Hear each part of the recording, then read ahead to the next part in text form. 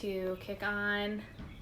Come on, Facebook, you can do it. Okay, we are live on Facebook. Hello, guys. Welcome to day 18 of 21 Days to Magic. I cannot believe that literally, I can't do math, 19, 20, 21, 3 more freaking days. We are closing out the series, Holy Everything. So today we are going to be talking about change and how change happens on a cellular level. I did a video earlier in the series called The Art of Shifting Quickly. I had so many people reach out to me and ask me, how do you take something that's hard, something that's seemingly bad, and then shift so quickly into something that can turn into something good, that can flourish, that you can actually take a situation that tends to hold so many people back and rise above it and grow from it. And I talked a lot about the art of shifting quickly and how a lot of what we do in our mindset is very similar to what so many people do with a health and fitness journey, right? It's like it's building that muscle memory. It's actually getting in shape, and then once you get to your goal, maintaining that goal, right? And so I have a friend on here, her name is Jamie. She also does a lot of the work that I do. We were actually in a high-level mastermind together called Sacred 7, and she's just incredible. When I post the IGTV, I will tag her in it. And she did an Instagram story the other day that really inspired me because it's something that I'm very intrigued to learn more about, but it's definitely something that I know enough information on where I can explain to you guys why change feels so hard and why it's something that tends to hold so many of us back. Change happens on a cellular level. We are all energetic beings. Everything that we are is energy. Everything that is around us is energy. We tend to take ourselves as humans and we separate ourselves from nature. We separate ourselves from the rest of the world. We separate ourselves from things that don't look, feel, or act like us, right? But the truth is we're all energy. We're just in different forms. And a lot of you guys that probably tune into these trainings that don't understand how quantum physics works, don't really understand energetics, don't really understand universal law, probably tune into my videos and you think that I'm a quack. Like, I get it, because I was one of those people. I was one of those people for years. When people would say shit like this, I'd be like, you are fucking crazy. Like, I'd be like, you are batshit crazy. But honestly, we're not open to receiving it until we're ready to receive it. So a lot of this work feels very bizarre to people who are closed off to it and to people who aren't ready and open to receiving that information that the universe has to offer. So I'm going to kind of talk about this in 6 different parts. The first part is shedding. And this is something that I've talked about kind of briefly in different videos throughout this series, but I'm going to just talk about it a little bit more in depth, if you will, on this live. So shedding is what we refer to in the spiritual realm when we are going from one level to the next level. So as entrepreneurs, anyone who kind of follows my journey, whether they be in network marketing, online influencers, we're always seeking to go to the next level. That's just like a basic human need, is a desire for growth. A basic human desire is the need and want to be better, okay? And that's just like a part of our creation as humans. That's just a part of how the universe, God created us, is we have a natural human desire to go to the next level. That will never change. And whenever we get to the next level, we want to ascend to another level and another level. We will never get to the highest version of ourselves, because once we get to the highest level of ourselves or the highest version of ourselves, guess what? We're going to set another goal that's even higher and better than that until, ultimately we go who knows where, right? So when we evolve, when we grow, and we go to the next level, we do something that we like to talk about as shedding, and not the kind of shedding that dogs do, but I want you guys to think about it in like shedding parts of your past, shedding old layers of you. A lot of the reason why spiritual work, inner work, mindset work is hard for so many people is because it dives really deep into the inner parts of them and the parts that have made them who they are year after year after year after year for 20 plus years. There are some people who go their entire lives and will go their entire lives without ever being woke, without ever understanding these concepts, without ever opening their mindset to this, without ever going to that next level or doing this work. There are so many people who live their life like that and will live their life, their entire existence like that. There's people who are, 50 that start to do this work, and then they're peeling back layers 50 years worth of subconscious programming. And then, there's people that are my age, right? Like 29 years worth of subconscious reprogramming. So we do something called shedding, and this is just literally shedding parts of your past. So in order for us to get to the next level, we have to shed those old parts of us, right? So it sounds really kind of gross and gruesome, but we're always shedding layers of our skin, right? We have to shed all those old layers that no longer serve us to go to the next level. What served us to get here might not serve us to get there. And that's often very true. A lot of the methods, a lot of the techniques, a lot of the mindset work that I did in 2018 to get me to 2019 is not the work that I did in 2019 to get me to where I am now in 2020, right? I've shifted a lot of the ways that I do things. What served me to get here isn't going to serve me to get there, right? And with those changes comes accepting that we change on a cellular level. And when we change on a cellular level, we are literally shedding old energy. So we're playing out parts of our past. So we have to get rid of it. And it feels very hard. A lot of times we will go through spiritual awakenings and we'll see, we watch movies, we'll watch movies and we see people kind of like go through a spiritual awakening of sorts, and they make it look so beautiful and so effortless and so pretty. But these often aren't very pretty. A lot of these awakenings, a lot of these spiritual sheddings look like sitting in your freaking loungewear for 3 days, crying over nothing for like whatever freaking reason, like literally greasy hair, eating shit food because your body is just like looking for any source of energy to draw back in some life, because we're literally shedding old parts of our lives. We're shedding old energy, right? So when we're changing on a cellular level, it only makes sense that this is going to bring up a lot of feelings, right? We're going to feel tired and lethargic and maybe have a little bit more anxiety, right? Like people call it the spiritual flu, and I talk about it here and there on my Instagram stories, like, oh, I just had like a bad case of the spiritual flu,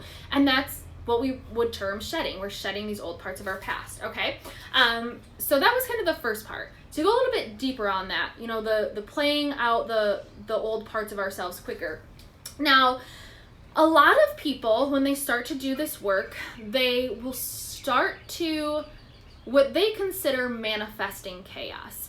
Yes, as humans, we have the ability to manifest chaos just as easy as we have the ability to manifest $1 million. We are always manifesting. Every single second of every single day, we are always manifesting. What we don't always understand, what we don't always tap into, is what we are manifesting in that moment.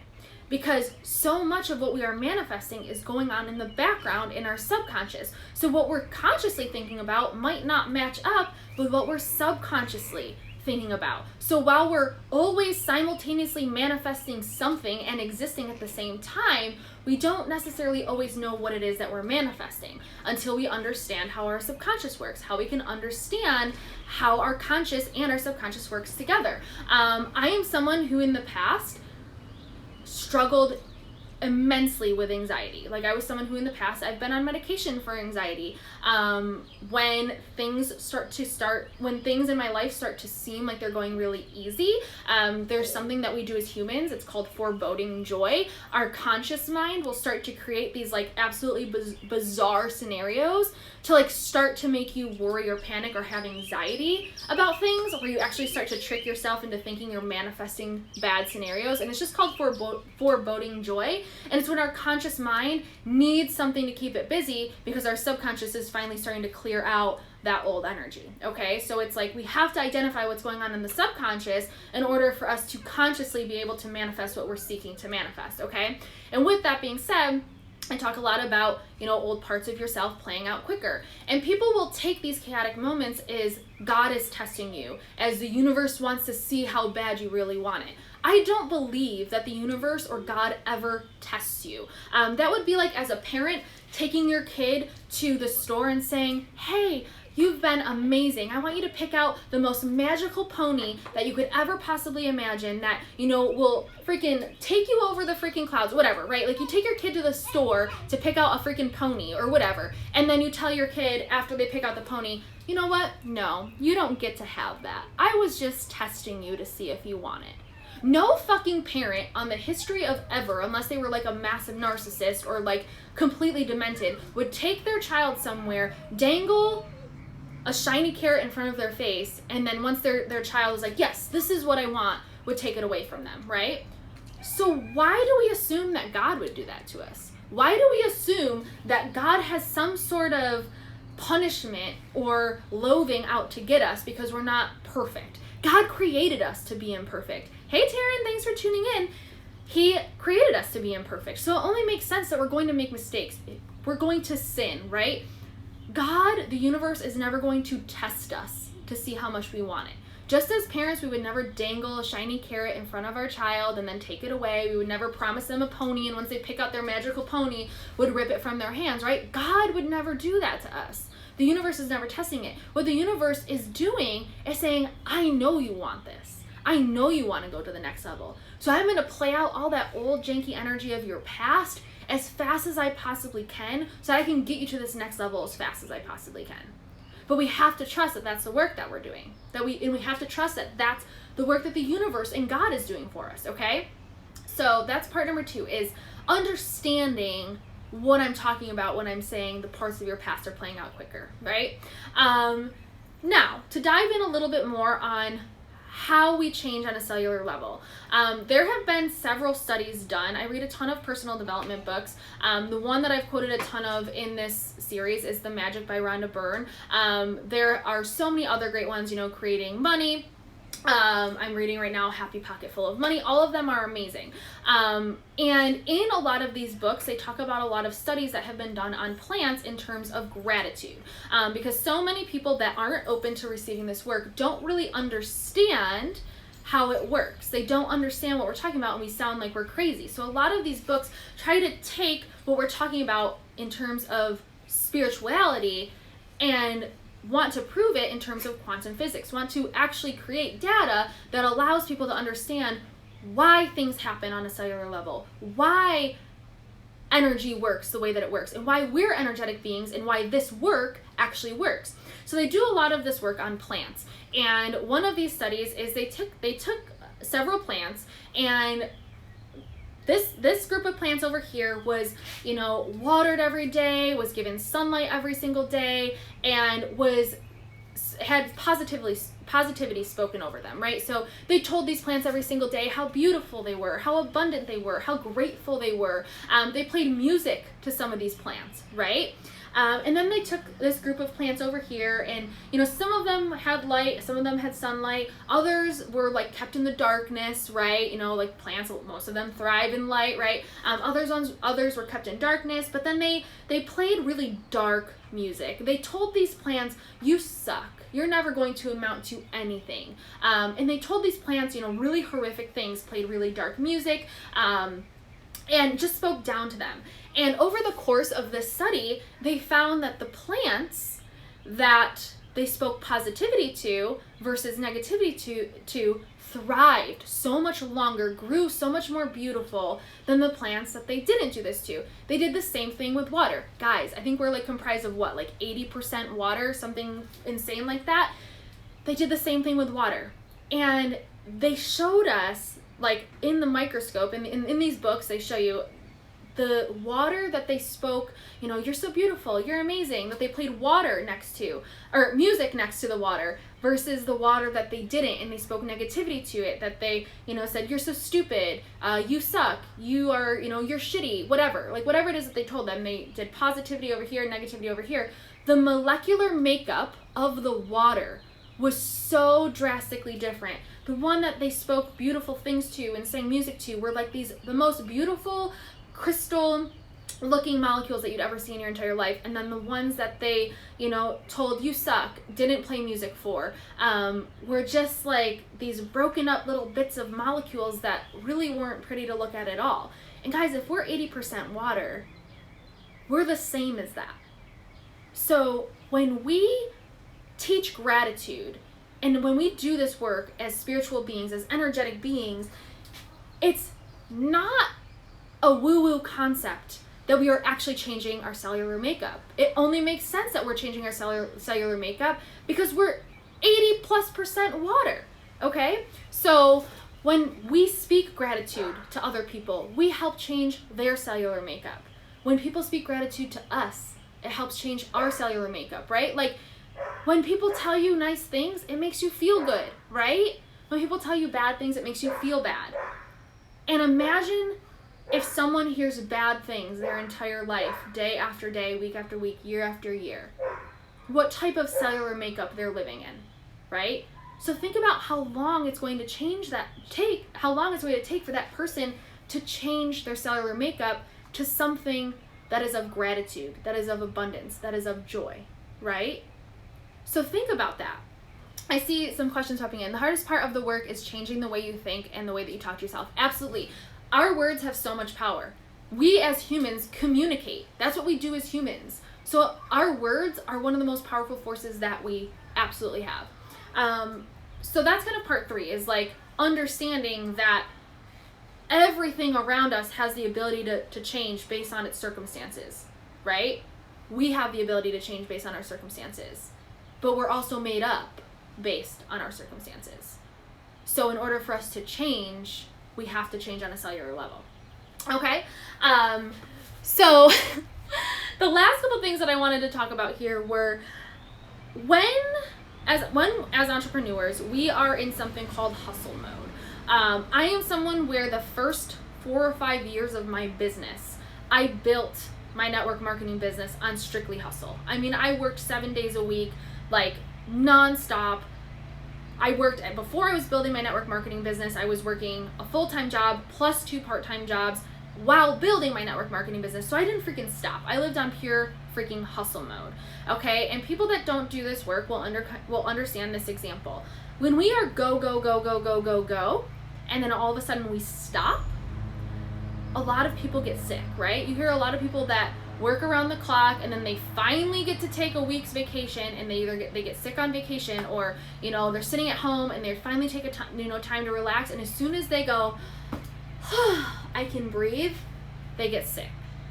And there's the autoimmune standpoint of that, and there's also the spiritual standpoint of that. Is when we're go, go, go, go, go, go, go, we actually shut off signals from the universe. We actually shut off signs from the source. We tell source, I don't want to hear your suggestions on how to do things a better or easier way. I'm only going to do it my way, and the only way that I know how to do it is with hustle. So my way has to be the better way. And we actually shut off communication with source. So we're so go, go, go, go, go, go, go that we don't actually take time to relax.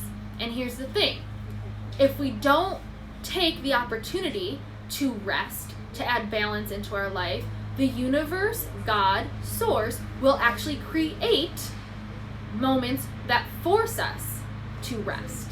And a lot of that is illness. So if we don't actually take the time ourselves to do self-care, to unwind, to relax, unplug, the universe will create a situation like getting sick, having something crazy come up that forces you to sit back and relax, that forces you to unplug, that forces you to take a step back.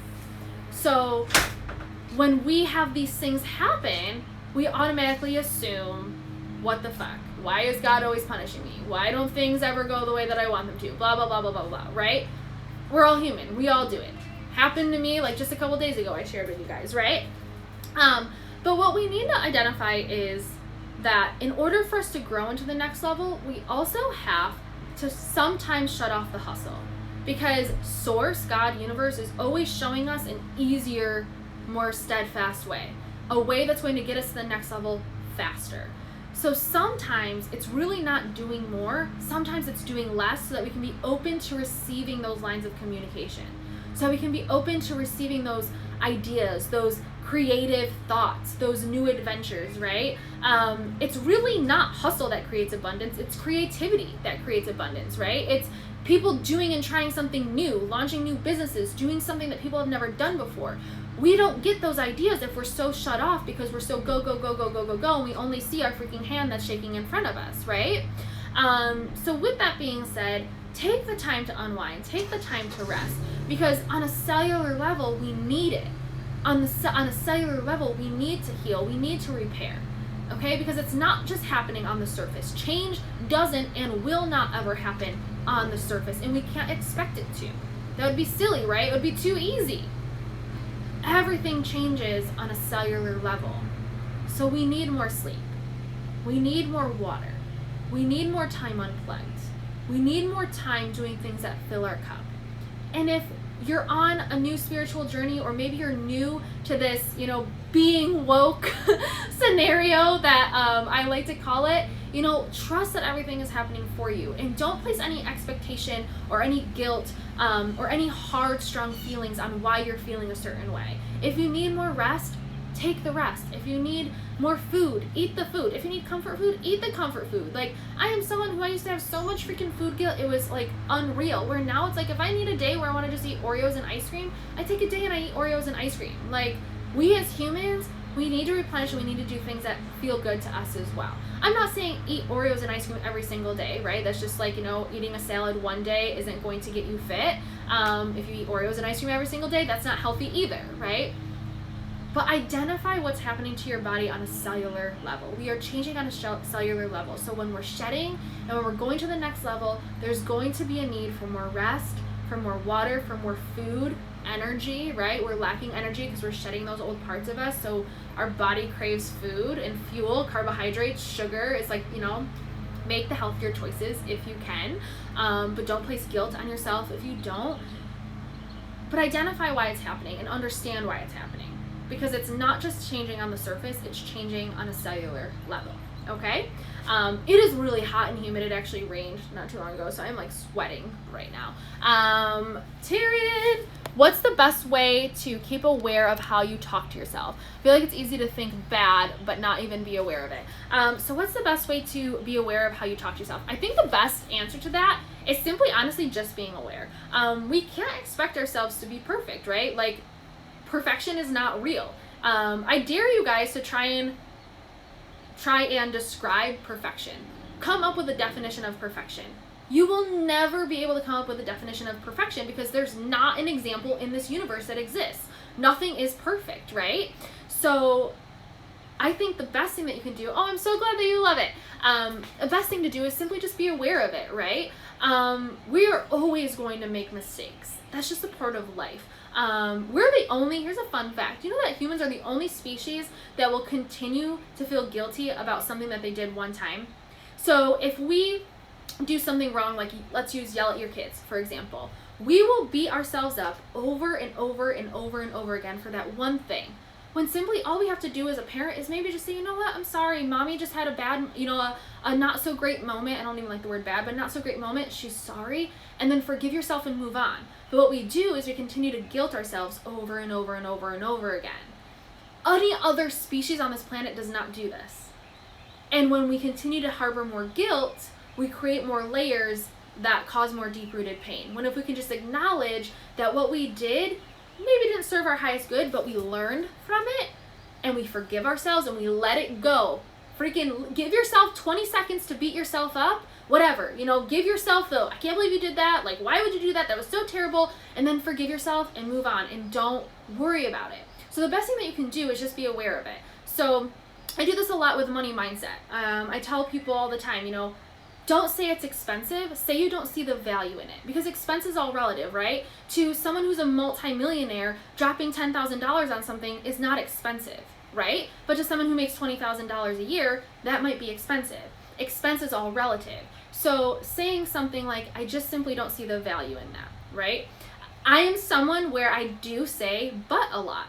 I always try to replace but with and, because but is an exclusive word and is an inclusive word, right? So just trying to be more aware, more cognizant of the words that we're using, and using more abundant phrases and less phrases that connotate lack, right? Desire over want.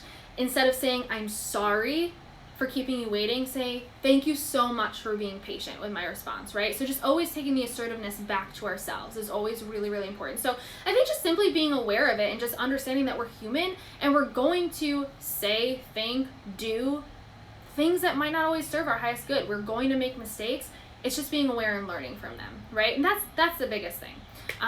What's the best way to keep yourself aware of how you talk to yourself? I feel that it's easy to think bad but not even be aware of it. And yeah, and that's why gratitude practice is so important. So a lot of us do think bad thoughts and aren't even aware of it. It's all about what your subconscious programming is. So if you are someone who was raised in a household who maybe your parents were really well off, but they argued a lot. Your subconscious programming might be money is bad, because you're going to assume that even if your parents were well off, but they fought about money a lot, that money is the root of all evil. So in the background, you're not consciously aware of it. You're not consciously going around saying money is bad, money is the root of all evil. Yes, we've heard that saying before. You don't consciously believe that, but on a subconscious level, you do believe that. And so it's doing the work to reprogram your subconscious. It's doing more of the work to be aware of what your subconscious is actually running on. Your subconscious is the autopilot. It's our driving force. It's what gets us from point A to point B. It's what's gotten us to where we are now. And it's